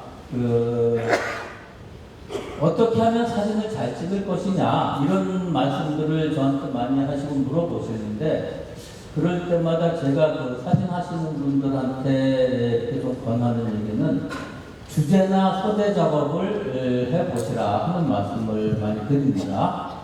지금 사역이나 이렇게 동호회로 작업하시는 분들 그룹에서도 이제 출사나 어디 사진을 찍으러 간다 이렇게 많이 나가시는 걸로 알고 있어요. 양수리 두물머리도 가고 충주호도 가고 해서 이제 그날 가서 뭘 던졌다. 좋은 거 하나 큰 거 찍었다 이런 데 말씀도 많이 하시는데 아까 구성부 작가가 기초 체력 얘기를 하셨지만 내가 사진을 잘 찍기 위해서는 여러분들께서 관심 있는 관심이 있어야 됩니다. 흥미가 있어야 되고 제가 그래서 우리 학생들한테 휴먼과 스페이스를 중에서 자기 소재를 찾아보라 그런 얘기들을 많이 하는데 여러분들께서 가족이면 가족 산이면 산, 도시면 도시 등이 자기 주제를 만들어서 그 주제를 끊임없이 작업을 해 나가는 거죠. 그래서 그럴 때 제가 이제 많이 쓰는 용어가 이제 PDCA의 개념이 있습니다. PDCA 오늘 한번 알아두시면 좋은데 플랜, 두, 체크, 액션의 약자입니다. PDCA. 그래서 사진 작업이라고 하는 것을 단거리 경주라 생각하지 마시고 100m가 아니라 사진 작업은 마라톤 경주다. 그렇게 생각을 하셔서 장기적으로 롱텀으로 계획을 세우고 플랜, 계획을 세우고 사진을 찍어보고 계획을 세운 다음에 실행을 하는 겁니다. 사진을 찍어보고 그 다음에 C는 체크. 찍어본 사진을 가지고 정리를 하고 내가 A값, B값을 나눠보고 내 의도와 맞는 게 무엇일까 해서 방향을 잡고 그 다음에 CA, 액션, 리액션이에요. 재시도를 하고 해서 사이클이, PDCA의 사이클이 이렇게 점점 이렇게 올라가는 그래서 최종적으로 완성을 시키는 작업을 한 달 또는 6개월, 1년 이런 식으로 롱텀으로 자기 자신만의 주제를 작업을 하고 정리를 해보면은 훨씬 더 사진이 재미가 있고 의미가 있을 겁니다. 그리고 그렇게 하신 작업들을 아웃풋을 만들어 보는 게 중요하거든요. 그 아웃풋은 뭐냐?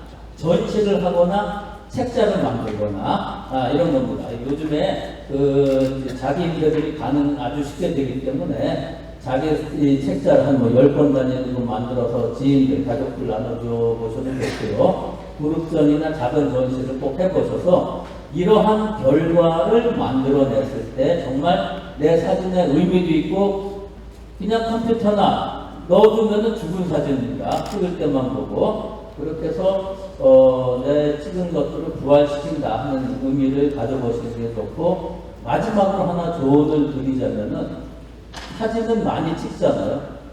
여러분들 한번 어디 나가서 사진 찍을 때 수십 장, 수백 장씩 찍는데 고르는 게 제일 어렵습니다.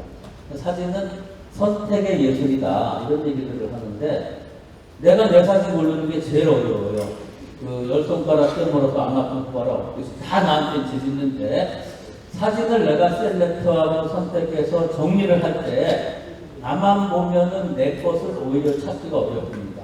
그래서 사진을 찍고 나서는 저는 20대 때부터 사진을 찍으면서 제 와이프한테 보여주고 또 주변 그 사진 문외한인 사람들한테 보여줘서 어느 게 재밌니 왜 재밌니 물어보고 고르기도 많이 했는데 그런 그 사진을 여러 사람들한테 보여주시고 셀렉하고 선택해서 정리해 주시고 제대로 하시려면은 믿고 맡기고 의논할 수 있는 그런 사진의 멘토 그 멘토는 어떤 선생님도 좋고 동료도 좋습니다. 그런 멘토를 만들어서 같이 사진을 의논하면서 정리해 나가는 습관을 가지시면 좋을 것 같습니다. 그래서 이런 참고되시라고 말씀드렸습니다. 네, 좋은 말씀 감사합니다. 그럼 마지막으로 우리 백택수 이사님 좋은 말씀 한번 해주시면 감사하겠습니다. 네, 지금 아주 정 교수님이 우리 사진작가협회 회원들이 앞으로 사진 활동하는 데 대해서 어떤 전략과 컨셉을 가지고 해야 되는지 아주 좋은 말씀 많이 해주셨습니다. 많이 해주셨는데, 저는 우리 사진작가 회원들이 이제 리얼리티를 추구하는 어떤 스트레이트한 그런 사진들을 많이 하고 계시거든요.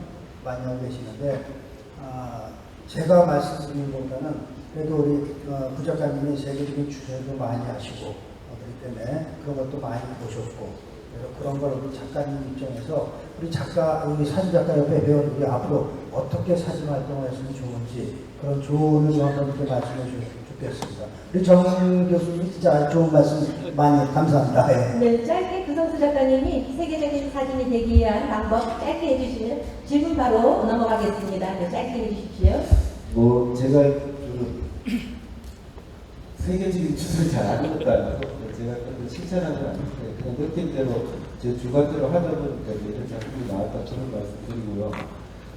제가 학교 다닐 때 이렇게 열심히 강의 듣고 있으면 고등학교 때 담임 선생님이 내 친구 자고 있는 내 친구를 막 때리는 거예요. 그래서 선생님이 나도 자는데 왜 친구를 때리냐는데 선생님이 와서 친구를 잘 사귀어야 되냐고 이러면 사귀지 말라고 그래서 때리셨는데 그걸 지금 생각해보니 조르고 있는 친구하고 네가 가까이 지내는 거는 네 인생에 큰 도움이 안 된다 그런 의미신 것 같고요. 제가 왜 이런 말씀을 드리느냐면 어찌됐든 여기도 하나의 조직이잖아요. 협회라는 조직은 이 안에서 많은 사람들이 서로의 경쟁을 하고 또 막 이렇게 또 서로의 또 주장과 그런 항변이 있을 건데 이 사이에서 여러분들은 어떤 태도로 작업을 할 것이냐 이게 선택을 해야 될 것 같고 거기에 불량견을 만날 것인지 아니면 정말 진지한 친구를 만날 것인지 그것이 여러분 사진 인생의 큰 중요한 선택이다 이런 부분이 있고요. 사진에 대해서 마찬가지로 아까 스트레이트 메이킹 아까 교수님이 관심 분야고 그런데 저는 연필을 들어야 될 때 볼펜을 들면 이상하잖아요. 그래서 연필을 들어야 될 때는 연필을 드시고 만년필로 멋있게 써야 될 때는 만년필로 쓰시고 굵고 크게 매직으로 써야 될 때는 매직으로 쓰는 거 그게 메이킹이나 테이킹이나 선택을 하는 겁니다. 거기서 아주 보수적으로 생각하면 여러분들이 길거리에서 지나가는 움직이는 빛단체를 정지 동작으로 찍는 거 이걸 스냅이라고 하는데 스냅부터 차근차근히 한번 해보시기 바랍니다. 저도 지금 늘 아침마다 줄넘기 하듯이 스냅 사진을 찍거든요.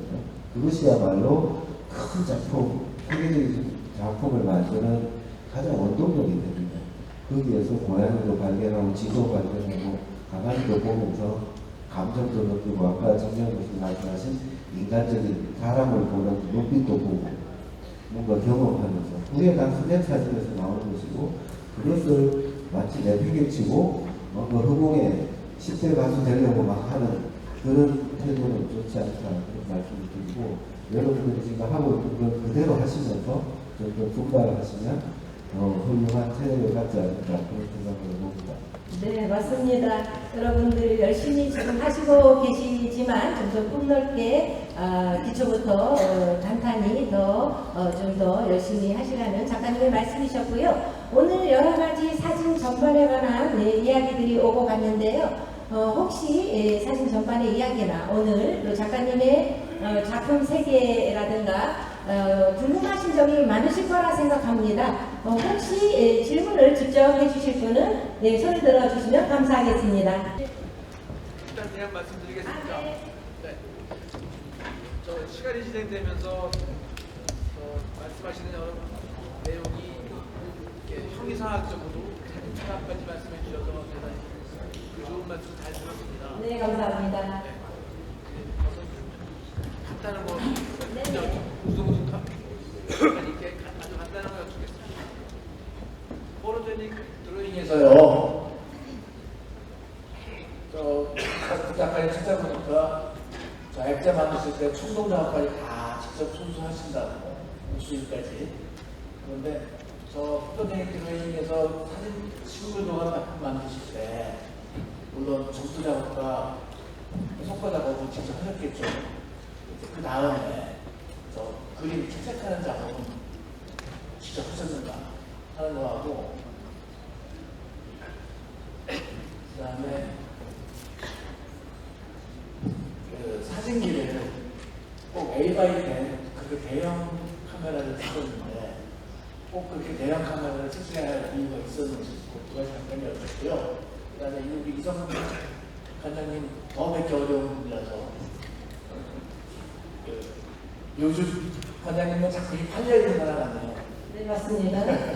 어떤 작품이 팔리는가에 대해서 한마디. 저한테까지 지금 시간이 없어서 우리 이성훈 작가님부터 뭐 작품 전반에 관한 제작자들 채색을 하시는 채색 부분은 제가 한 것도 있고 제 제자들이 한 것도 있고 그래요. 근데 그거는 이제 저는 그 컨셉이 원래는 제 끊임없는 목표는 CEO가 돼요.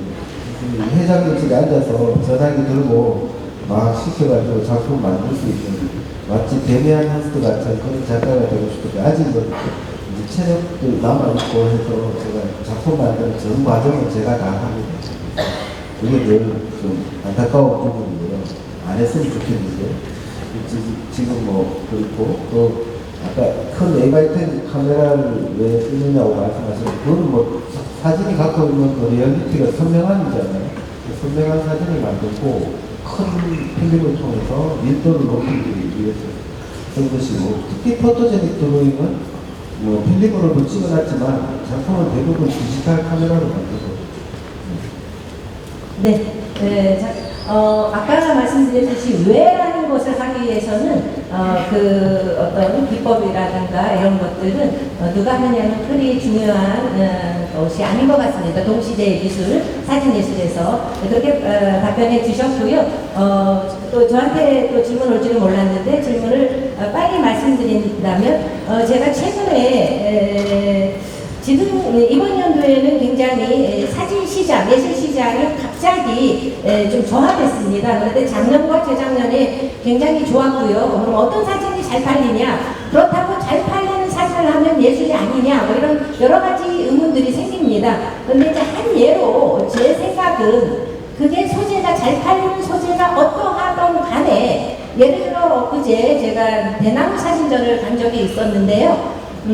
대나무 사진 하면은 뭐 여러분도 아시겠지만 김대수 교수님, 최범관 교수님 이렇게 쌍벽을 이뤄서 아주 멋지게 작업하셨죠. 그런데 이번에 사실은 어떻게 보면은 옛날 사진일 수 있는 그 사진을 자기만의 독특한 감정 또 자기만의 어떤 사상을 집어넣어서 찍었을 때 그게 미술관이나 아니면은 굳이 어려운 평론가 분이 아니더라도 일반인이나 그래도 미술을 또는 사진을 좋아하시는 분들은 거기서 느껴지는 그분만의 어떤 특징이나 그 조형성이 있었기 때문에 많이 팔린 것으로 알고 있습니다. 그래서 저는 만약에 정말 아까 구석수 작가님께서도 말씀하셨지만 나는 정말 작업비도 필요하고 이제 좀 팔리는 작업을 하고 싶던 차에 좋은 소재를 만났다라고 한다면 그렇게 하시지만 그렇지 않고 나는 경제적 여유가 있다면 한 것에 급급하지 마시고 한 우물, 그러니까 나의 작업은 이런 쪽으로 갈 것이다 라고 생각한 것에 대해서 아까 정명호 교수님 말씀처럼 좋은 멘토들을 모시고 자꾸 조언도 듣고 비교도 해가면서 자기 작품을 완성하는 게 첫째라고 보고요.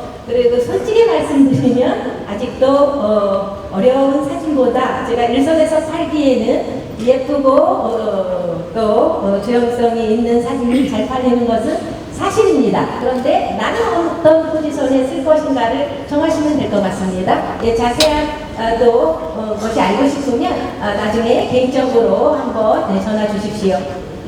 또 질문 있으신 분? 네. 여기 맨 앞에 네네네.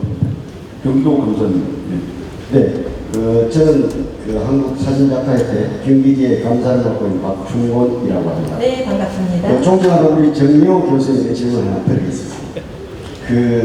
저도 조금 사진을 가르치고 있는데요. 어려운 점이 있다면 지금 시대에 와가지고 우리가 아날로그에서 디지털을 넘어가면 좀 면역성이 생긴다 했는데 또 이 못된 AI가 나왔어요.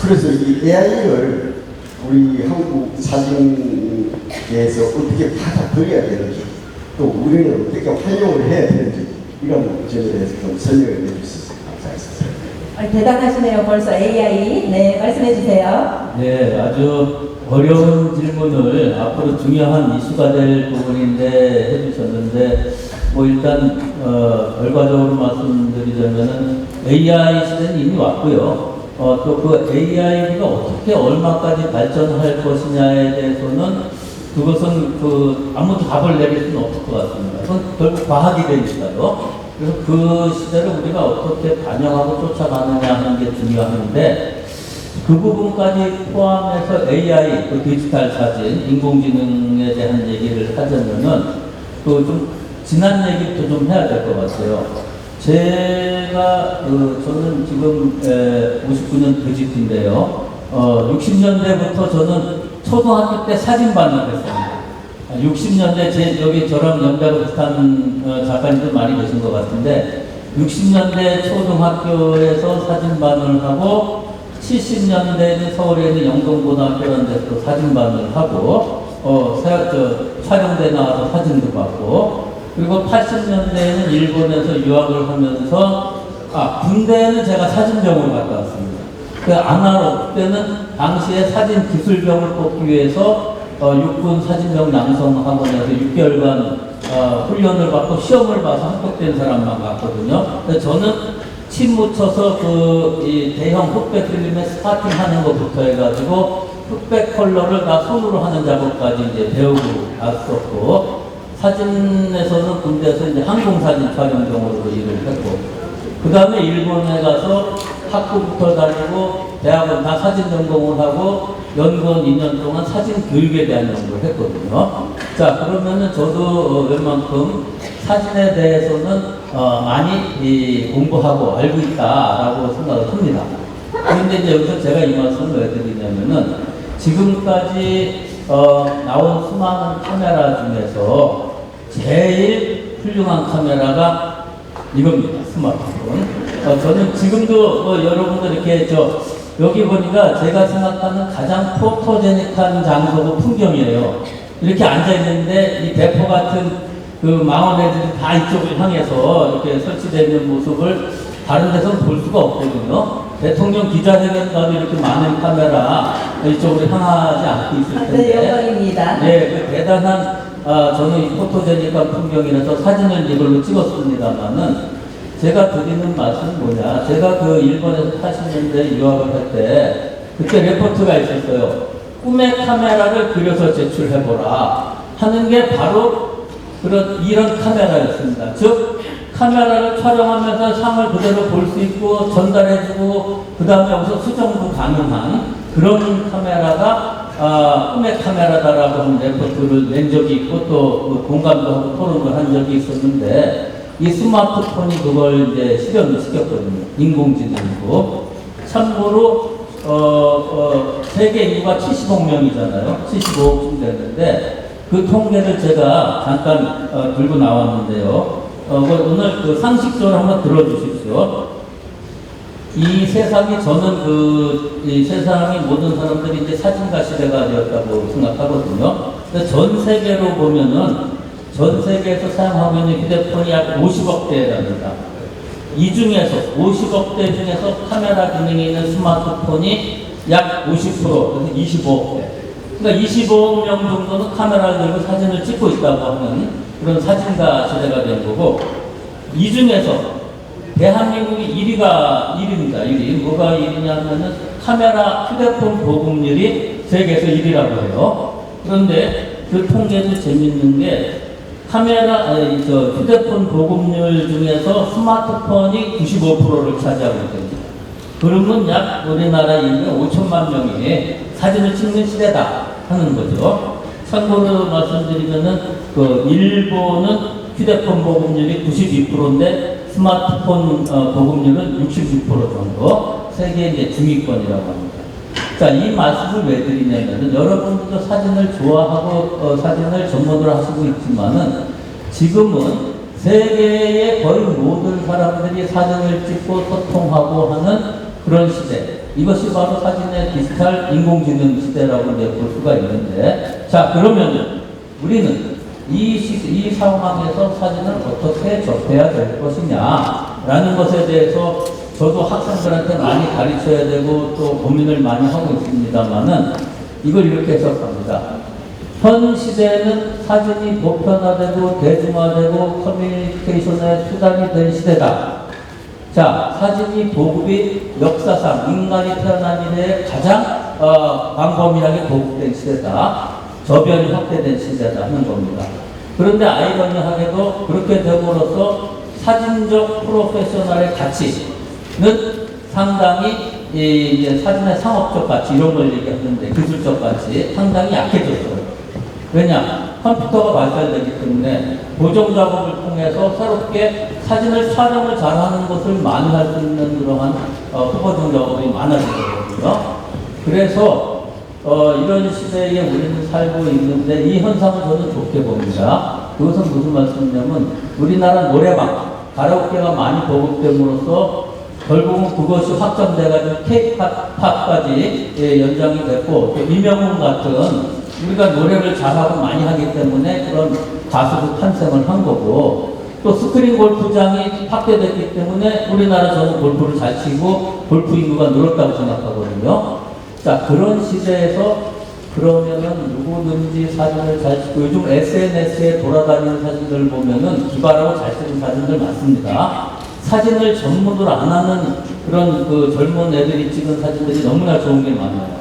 그리고 세계적 예술 쪽으로 보면은 예술 작가들이, 사진을 안 하는 작가들이 대부분이 표현 매체로서 사진을 활용하고 있는 시대입니다.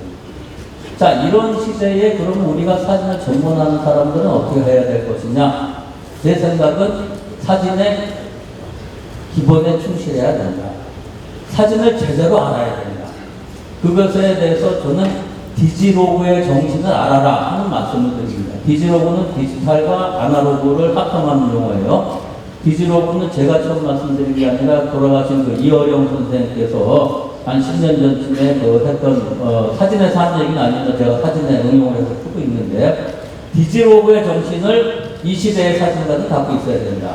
그것은 무슨 말이냐? 우리는 다양한 사진의 매체 홍수 속에서 살고 있는데 대부분의 사진들이 우리가 생각하는 사진의 기본에는 충실하지 못한 것들이 상당히 많아요. 그리고 우리 사진가들은 과거의 흑백 사진의 입장성, 그 다음에 톤, 그리고 아까 그 작가도 얘기했지만 블랙이 어떤 블랙이 있느냐, 퓨어 블랙의 개념, 그 다음에 화이트는 페이퍼 화이트의 개념, 이런 것들을 알고 진정한 사진이라고 하는 것, 우리가 이제 막 인스턴트 라면이 인스턴트 치킨 맛이 없다 그랬을 때 진정한 요리의 깊은 맛을 우러낼 수 있는 그러한 사진적 어떤 그 맛을 끌어내기 위해서는 라이팅의 효과라든지 프린트의 효과라든지 이런 것들을 포함해서 그런 사진적 깊이를 좀 알아나가야 된다. 그래서 앞으로 더욱 사진하는 사람들은 카메라 도구에 상관없이 자신만의 카메라 아이를 개발을 하고 사진의 프린트의 질, 파인 프린트의 개념까지 생각해서 작업을 하는 것이야말로 앞으로 내가 하는 사진이 더욱 가치를 인정받을 수 있는 사진이 될 거다. 이렇게 생각하고 한번 참고하시라고 말씀드리겠습니다. 네, 좋은 말씀 감사합니다. 네, 우리 전혜동 교수님의 비디오를 생각은 아날로그적으로 하되 디지털을 충분히 활용해라. 제가 하나 팁을 드리자면요. AI 시대는 왔고요. 물론 사진이라는 매체, 사진이라는 앞에 기계가 있어야 찍는다는 관점으로 본다면 그걸 사진이라 할 수 없지만 이미 AI 사진이라는 것은 우리 앞에 왔습니다. 그래서 여러분이 혹시 그것을 한번 해보고 싶으신 분은 저도 여러 번 해봤거든요.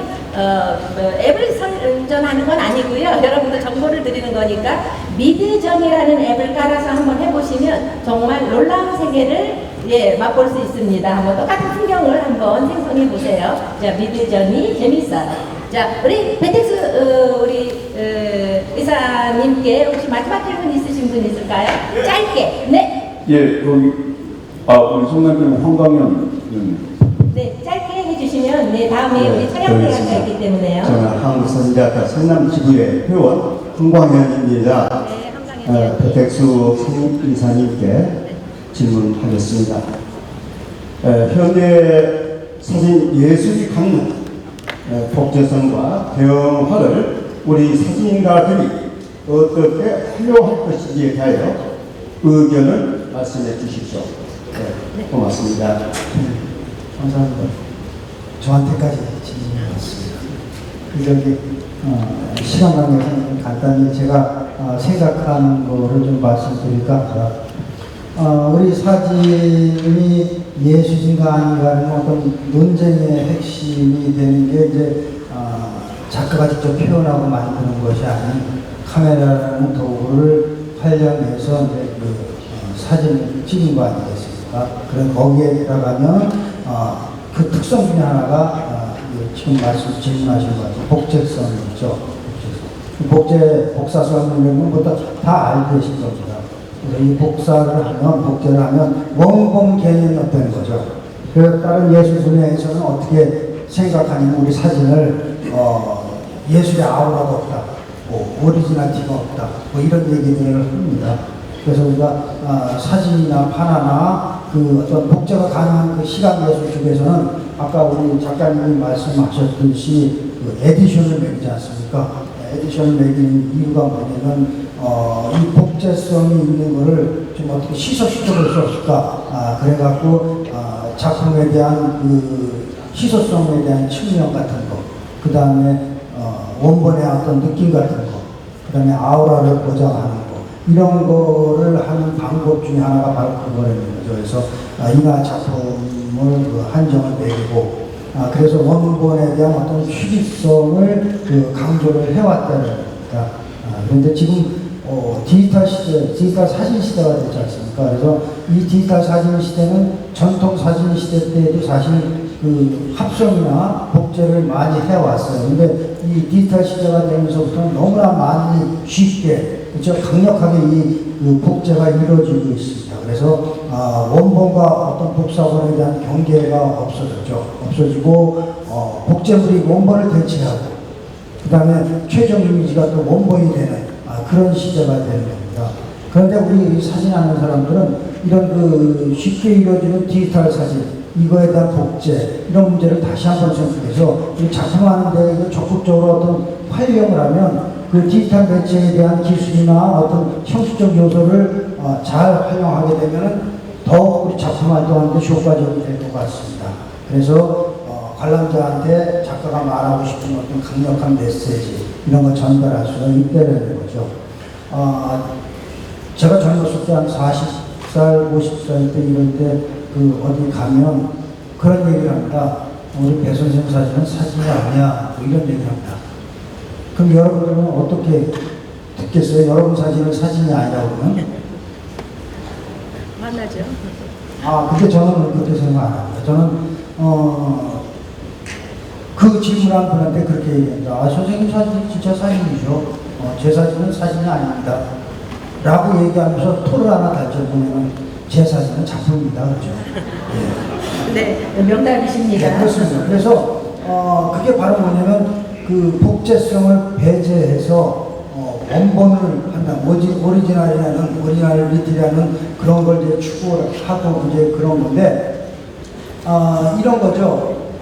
무슨 작품을 구성하고 연출하는 뭐 타브로 비방 이런 구성 연출 사진 하는 건 얘기할 것도 없고 그거를 갖다가 거기에서 끝나는 게 아니라 그 작업을 거기서 끝나는 게 아니라 사진을 어떤 여러 번 복제하고 겹쳐서 넣고 그 다음에 왜곡하고 뭐 이런 작업들 그 다음에 뭐 사진과 텍스트를 조합하고 그러면 다른 사진을 또 합성하고 아니면 미술과 사진을 어떻게 그 혼합 매체를 하는 뭐 그런 것들을 해갖고 어떻게 최종 이미지를 사진으로 만드는 거죠.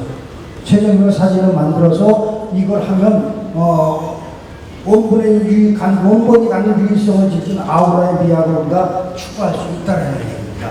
그러니까 적극적으로 이걸 그 복제성에 대한 거를 잘 활용하면 우리가 사진 작품 하는데 잘 적용할 수 있을 것 같고요. 그 다음에 대형 프린트라는 거, 사진이 대형화되는 걸 간략하게 말씀드리면 우리 디지털 복제성이 작품 활동하는데 오히려 더 좋을 것 같습니다. 왜냐하면 대형 출력물을 뽑을 수 있고요. 그 다음에 프로젝션으로 또 이렇게 지금도 이렇게 프로젝션으로 활용할 수 있지 않습니까? 그렇게 할 수 있는데 요새 그 전시되는 그 현대 사진들을 가서 보면 작품들이 대형화되어 있는 추세들이 많아요. 그래서 2m, 3m, 뭐 3m, 4m 이렇게 커지는 추세가 있는데 그거를 우리가 이렇게 볼 때, 여러분들이 그 사진을 볼 때, 작품의 크기가 커지면 커질수록 어때요? 관람자의 시야를 그 안에서 잡아들이는 거죠. 그래서 강력한 인상을 갖게 해갖고, 어떤 작가의 전하려 가는 메시지가 잘 전달될 수 있다는 겁니다. 그래서, 이 큰 작품 앞에 쓰면, 사진과, 작품과, 관람자가 1대1 관계가 유지가 되죠. 1대1 관계가 유지가 되면서 어떤 영화의 한 장면을 보는 것 같고 어떤 사건 앞에 서 있는 것 같고 그래서 어떤 현실에서 벌어지는 것 같은 그런 리얼리티를 증가되는 그런 효과가 있습니다. 그래서 우리 사진에서 보면 이런 거죠.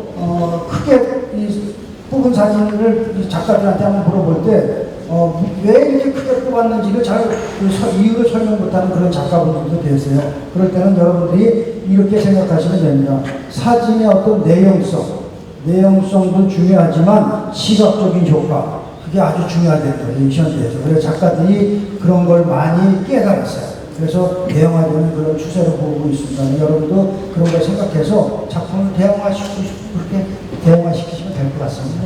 네, 말씀 감사합니다. 사진의 대형화나 복제화 문제는 몇 시간을 이야기해도 모자랄 정도의 그런 이야기입니다. 다음에 그런 이야기할 기회가 있었으면 좋겠고요. 자, 오늘 사진에 관한 많은 말씀 나눠봤는데요. 여러 선생님들, 여러 작가님들 어떠셨는지요? 정말요? 네, 감사합니다. 뜨거운 관심에 감사드리며 2부 사진 촬영대회에 정말 좋은 사진 촬영하실 수 있도록 응원 드리겠습니다. 여기 성남시에서도 이런 좋은 장소 마련해 주셔서 시승격 50주년을 또 기념으로 또 저희가 포토 콘서트 2023년 하게 되어서 정말 감사드립니다. 오늘 패널로 와주시고 또 작가님, 주성수 작가님, 정명호 교수님, 배택수 이사님 감사드리고요. 여러분들 작업하시는데 정말 활력이 될 수 있는 그런 일들을 해나가겠습니다. 응원드리겠습니다. 자, 이것으로 2023년 포토 콘서트를 마치겠습니다. 여러분 대단히 감사합니다. 네, 감사합니다.